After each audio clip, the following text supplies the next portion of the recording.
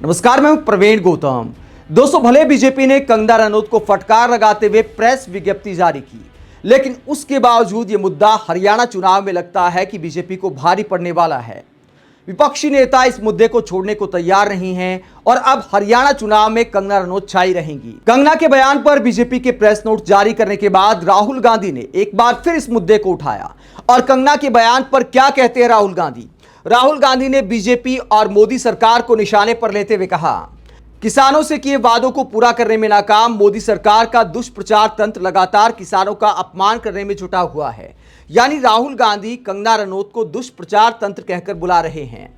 378 दिन चले मैराथन संघर्ष के दौरान 700 साथियों का बलिदान देने वाले किसानों को भाजपा सांसद द्वारा बलात्कारी और विदेशी ताकतों का नुमाइंदा कहना भाजपा की किसान विरोधी नीति और नीयत का एक और सबूत है। यहां पर भाजपा सांसद यानी कंगना रनौत के बयान का जिक्र कर रहे हैं राहुल गांधी और आगे कहते हैं कि यह शर्मनाक किसान विरोधी बोल पश्चिम उत्तर प्रदेश, हरियाणा और पंजाब समेत पूरे देश के किसानों का घोर अपमान है, जिसे किसी भी सूरत में स्वीकार नहीं किया जा सकता।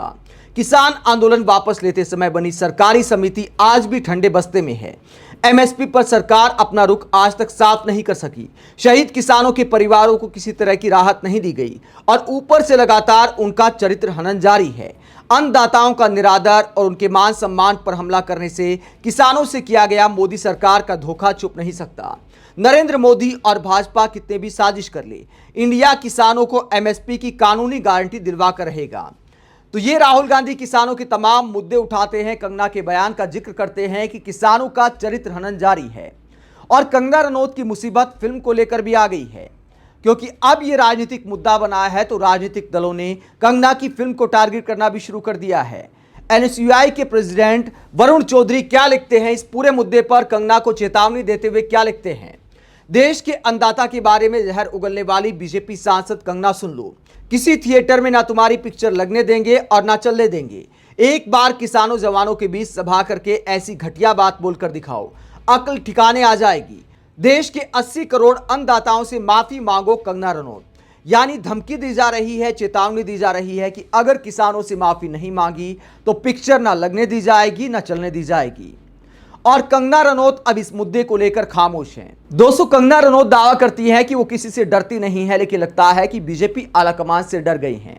जहां तक किसानों पर उनके बयान की बात है तो कंगना ने जो बोला है, बीजेपी के बहुत सारे नेता ये बयान देते आए हैं।